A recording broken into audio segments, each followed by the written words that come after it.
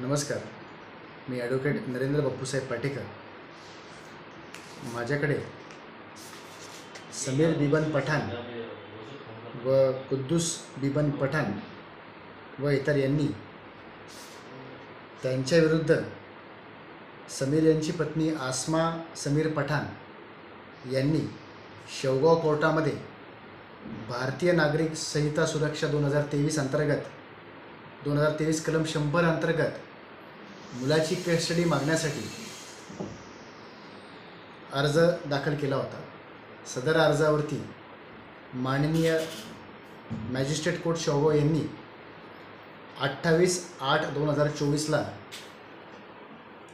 Search warrant काढण्याचे आदेश व पोलीस स्टेशन शेवगाव यांना वॉरंट बजावणी करण्यासाठी निर्देशित केले होते.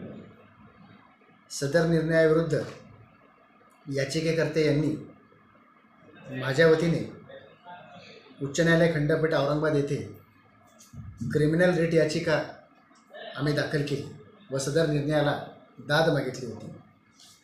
सदर याचिकेवर 2 सप्टेंबर 2024 रोजी सुनावणी होऊन माननीय न्यायालयाने प्रतिवादी यांना नोटिसा बजावून सदर न्यायनिर्णयाला तालुका कोर्ट शेवगाव यांनी दिलेल्या न्यायनिर्णयाला स्थगिती दिलेली आहे.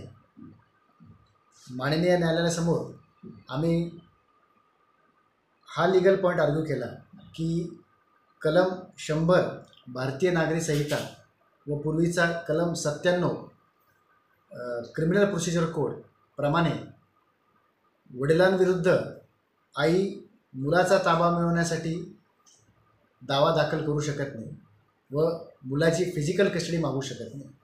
त्यासाठी तिला स्वतंत्ररित्या सिव्हिल रेमेडी अवेलेबल आहे व त्या अनुषंगाने माननीय सर्वोच्च न्यायालय यांनी